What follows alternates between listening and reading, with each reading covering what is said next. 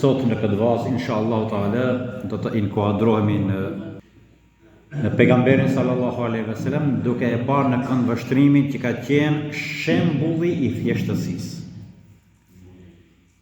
Nuk ka që Allahu Dhul Gjelal në sipërfaqen e tokës njëri më të thjesht se dashmin e Zotit sallallahu alaihi wasallam. Ka të dashmin e Allahu Dhul Gjelal. Njeriu që ishte më i graduar i të madhit Zot, njeriu më superlativ, njeriu më i përkryer të jetë njeriu më i thjeshtë në tokë. Po ku manifestohet thjeshtësia e tij? Ti shikojmë disa shembuj një nga një. Edhe duke parë këto shembuj, i mbushet mendja gjithë secili se me të vërtet ka qenë njëri i lartë, njëri i graduar tek i madhi Allah subhanahu wa taala.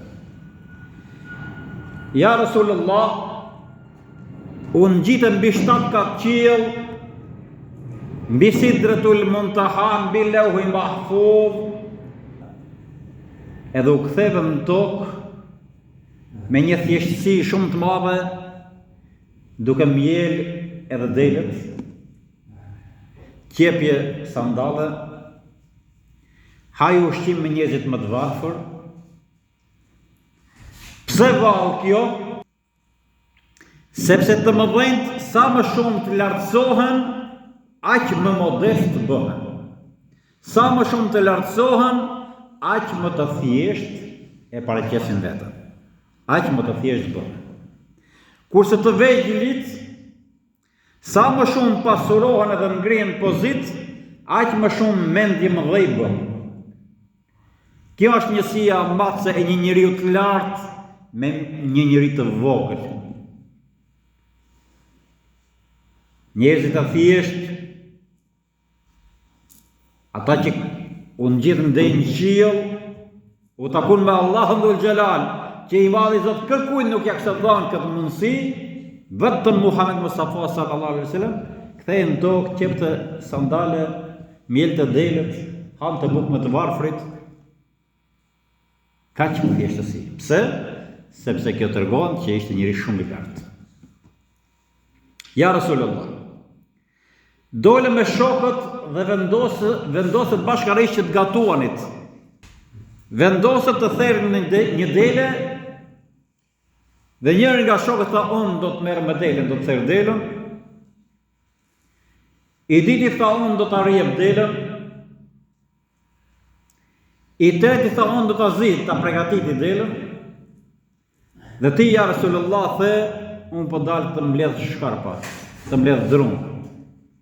I thanë, jo, ja Rasulullah, ti je pejgamberi Zotit, ulu ati se e bëjmë ne këtë ushqim. Jo, tha, qka ka mund të për jush? E kush mund të thotë këtë? Përveç se një njëri superlativ. Përveç se një njëri shumë ngritur nga anet madhi Zotit. Tha, ju në punë, i zgjodhët do tjertë, edhe unë përshkoj për mbledh drunët, që të ndezim zjarën me e gatu.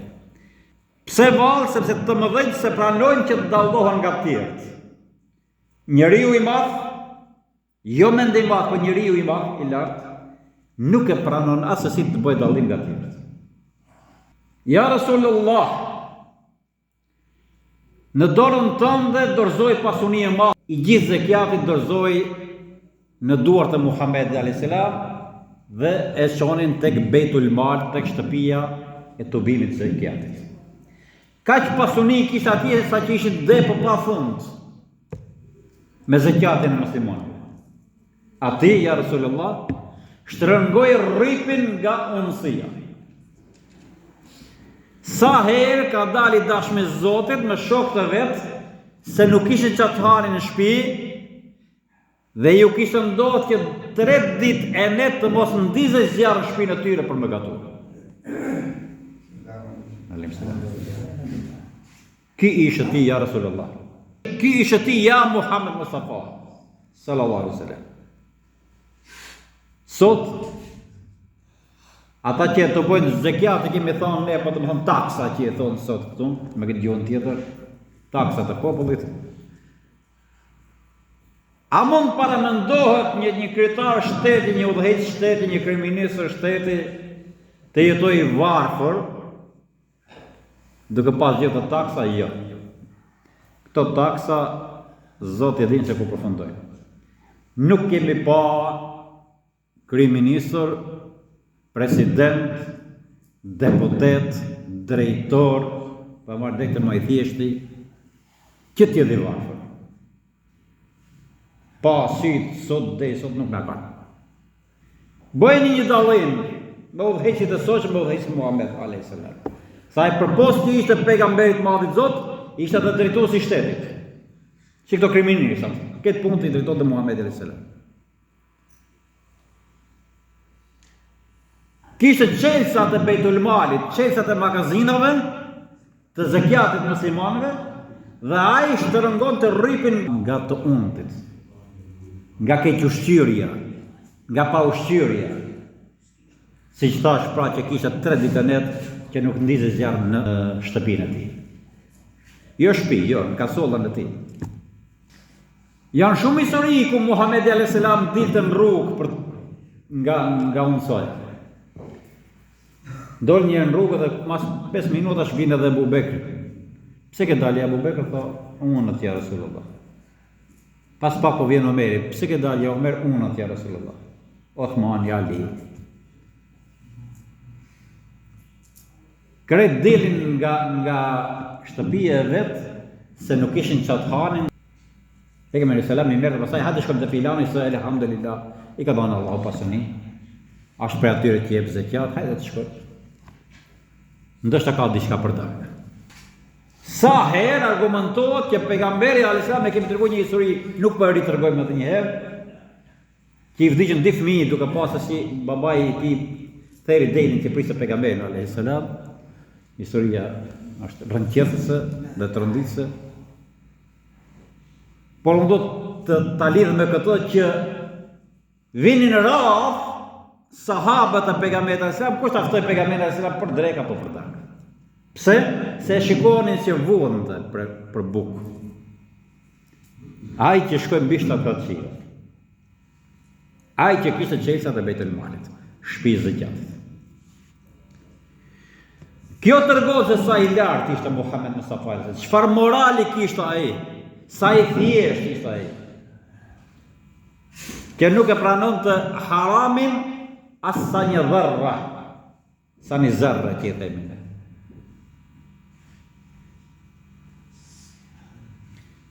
Ja Rasulullah, ju prije njerëzve në namaz dhe vinte Hasani i vogël, nipi i vet, edhe i hipte pejgamberit selam në shpinë. Nuk e lëvizte, ngrihi prej seqës shumë me qetësi që mos i prishje trezin fëmijës vogël, 4 vjeç, 3 vjeç, me laqës të madhit sot. E shpejtonte namazin ose e falte ma jetët shkurtëra, nëse dëgjonte duke u falë zërin e një fëmije që e kishte marrë nëna e vet në xhami. S'kishte ku ta lënte tek shtëpia e vet, vitëm u falë në xhami, ajo nën, dhe e merrte vladin me vete se s'kishte ku ta lënte. Aleikum selam. Sikur ishte të folë, me qenë duke folë pejgamberi alayhis salam në hutbe, e shkurton të hutbën, i binte shkurt, në pikat shkurtëra. Me qenë të u falë, e ngjon të zërin në fëmijës duke qatje sipër,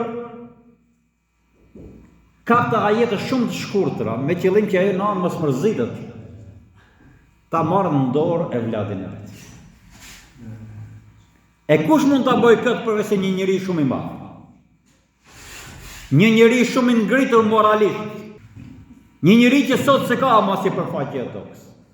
Po pse vallë? Sepse njerëzit e ngritur kryesorën që kanë në zemrën e shpirtin e tyre kanë mëshirën, kanë rahmetin. E po ati i qante zemrë për fëmijën që qante, ose në farë mënyrë qante bashkë me të zemrë e ti me sytë asaj fushnje, me sytë ati fëmijë. Bismillahirrahmanirrahim. Wa ma arsalnaka illa rahmatan lil alamin. Sadaqallahu l-azim. Te kam dërguar ti mëshirë për botën. Te kam dërguar ti rahmet për botën. Mëshirë, rahmet. Falaxhi, jo hakmbas.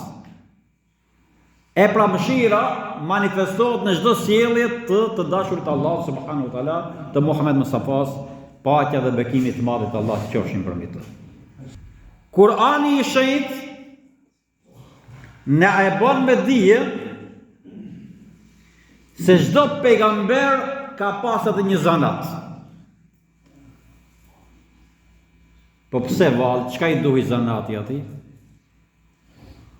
Me qëllim që ta siguroj idarën nëpërmes djesës ballet. Të mos bëhet iftijaçi askujt. Të mos e shfrytëzoj rastin. Ja disa shembuj të pejgamberëve. Idrisi alayhis salam ka qenë rroba qeps. Përpos që pejgamberit madhit Zot ka pasur dhe zanat. Ka qenë rroba qeps. Ka qenë tërzi. Allahu alem bi muradihi, thuhet që do tjetë edhe rroba qepës në xhennet, për banorët e xhennetit. Si Isa alayhis salam mendohet që Idrisi alayhis salam akoma është gjatë tek i madhi Zot. Nuhu alayhis salam, përpos që ishte pejgamber, ishte edhe zdruktar, marangos. Edhe ai e fiton të idarën me djersën e ballet. Ibrahimi alayhis salam, përpos ishte pejgamber dhe shumë i ngritur i të madhit Zot, Halilullah, miku i të madhit Zot. Ibrahimi alayhis salam ka qenë edhe blektor, edhe tregtar stofi. Tregtonte stofra. Edhe blektor. Dhe biles në fëmijërinë e tyre thuhet që nuk ka pas pejgamber pa qenë njerë blektor. Pa u marrë me delit e bekura. Vim tek Davudi alayhis salam, apo Hazreti Davudi që i themi ne. Realiteti ka Davud. Hazreti Davudi alayhis salam ka qenë farkatar. Sa që tërgohet e ka kap hekurin nxehtë me dorë, kaq mrekulli që i pa falje madhi Allah. Shumë i drejt, shumë i përpikt, shumë i sinqert, dhe merrte aq sa mendonte se e ka halal nga ai që i shiste atë produktin që ai nxirrte. Edhe Zakaria alayhis salam, Hazreti Zakariai alayhis salam ka qenë zdruktar. Edhe ky pra është marrë me zanat. Isa alayhis salam nuk argumentohet që të ketë pas ndonjë zanat, sepse ai edhe është ngrit lart në moshën 33 vjeçare. Shumë i ri, Hazreti Isa alayhis salam. Jezus që i thëmë të astagfirullah. Hazreti Isa alayhis salam 33 vjet ka rrinë tokë. Ata mendojnë që e kanë krizu, ne dim që Allahu xhaleshanu e ka ngritën të gjallë në qiell. Dhe vim tek Muhamedi sallallahu alaihi wasallam. Isa jetoi 33 vjet në tokë, Muhamedi sallallahu 63 vjet. Shumë pejgamber kanë jetuar shumë pak. Shumë pejgamber kanë jetuar shumë. Nuhu alayhis salam 950 vjet pejgamber. Muhamedi alayhis salam edhe për nga zanatët i ngjan babait pejgamberëve, se e ka përjallë nga Ibrahimi alayhis salam nga Ismaili, aty ndahen. Ibrahimi alayhis salam pati dy djemë, Ismailin edhe Ishakun. Nga Ismaili janë përjallë dhe Muhamedit alayhis salam. Nga Ishaku janë këtë pejgamber tjerë, Jakubi, Jusufi, këtë pejgamber të nderuar. Muhamedi alayhis salam e ka nga Ismaili, jo nga Ishaku, nga gjaku Ishaku, por nga Ismaili alayhis salam. Gjithë lidhen tek Ibrahimi alayhis salam, për thonë fet abrahamike që i thonë këto. Gjithë lidhen tek Ibrahimi alayhis salam. Edhe profeti Muhammed alayhis salam, si për çudi, edhe ai u mor si Ibrahimi alayhis salam me ka qenë blektor, u mor me dele, dhe pastaj u bë tregtari më i mirëfillt, më i drejtë. Kreta këto që po themi ne, që ishin më të zgjedhurit të madhit Zot, subhanahu wa taala, që ishin njerëzit më të graduar tek i madhi Allah, që i qofshin fal,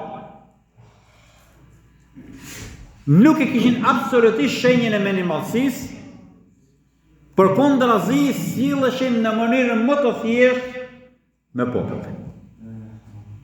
Kur ishin popull, ishin njerëz më të thjeshtë. Solidarizoheshin me fukaran, solidarizoheshin me jetimin, me të mjerin, me sakatin.